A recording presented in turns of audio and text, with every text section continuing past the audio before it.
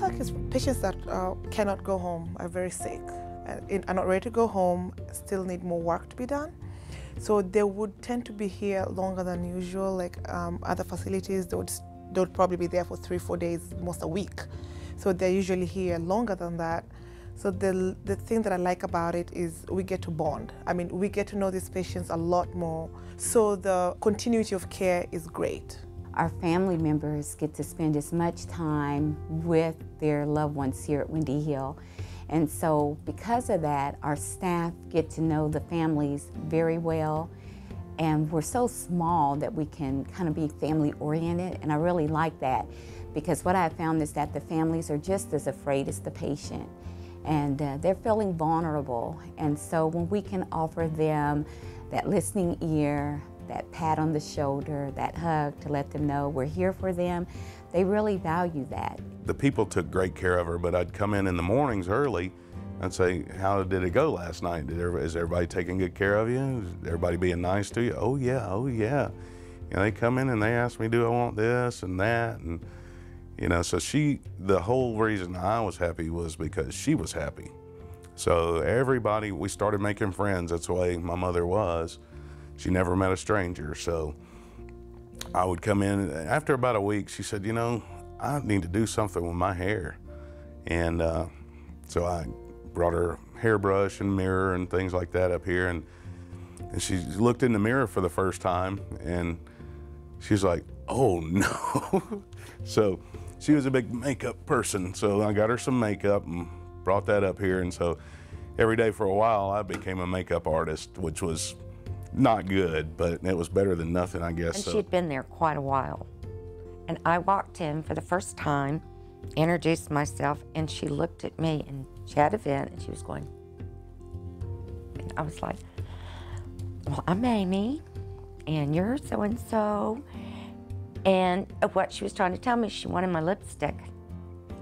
So when they capped her, I was able to know what she wanted, so I went out and bought her lipstick. Well, honey, that was the happiest lady. I mean, so happy. So I learned that these patients, I don't look at them as they're my children or my parents. That's me lying there. She had been in a car accident, going through a traffic light, and was hit, T-boned, by a woman in a large SUV that was talking on her cell phone. And she ran right through the light, and she crushed Erin's pelvis, did a lot of damage in her thorax, a lot of broken ribs. She was in a lot of pain, and she was scared to death.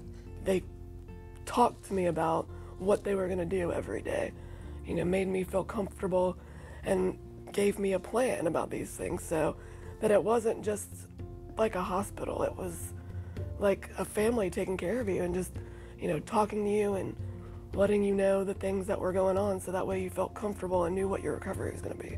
But it always felt safe here. I come back and visit frequently because, like I said, I don't think I would have been able to make it if I hadn't had what it felt like such a strong support system in the staff.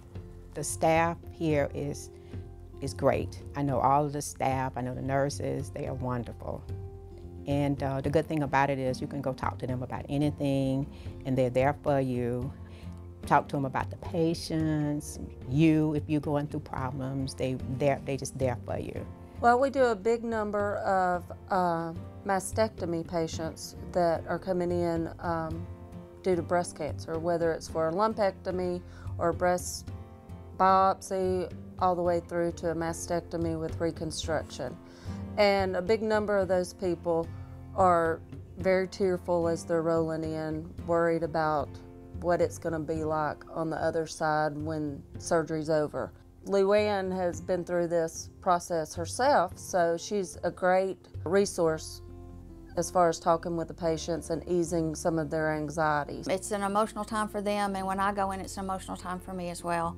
I try to, you know, let them know that there's light at the end of the tunnel. If you're bald, your hair grows back just like mine did, and even curly. And they seem to be very open and thankful that it's just someone that has been there before. You know, I'm not someone telling them what I think it's going to be like. I know what it was like for me, and you know, there are worse things. So last September he had a barbecue and invited everybody, and a lot of them came. And it was really, really special. Really special. But you know, you get friendly with, you get to know everybody, and they seem to appreciate it too. They said nobody's ever done that before.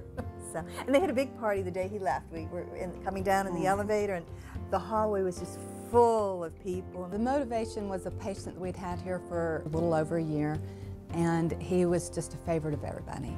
He had been on the ventilator for most of the time that he was with us, determined to get off. He had his 60th birthday here, he had anniversaries here, his daughter had just had their first grandbaby. As he started to heal and get better and we knew he was going to leave, we have this small facility and these little pockets where patients are, but then the hallways are kind of quiet. It just was sad to think that after as hard as he'd worked, he'd walk down these kind of silent, kind of quiet hallways and he would just leave. You know, we wanted to do something for him, so we came up with the idea to just kind of go make some noise. Just get some clappers, some blowers, some bubbles, just do something so that when he actually, the elevator doors opened and he was about to leave, we had a banner going, we had streamers. You know, it was just like this surprise to send him off. Everybody was there, from administration to rehab to nursing to respiratory, housekeeping, radiology. I mean, everybody was there to tell him goodbye, and it was huge. It was huge. You know, people crying. It was great.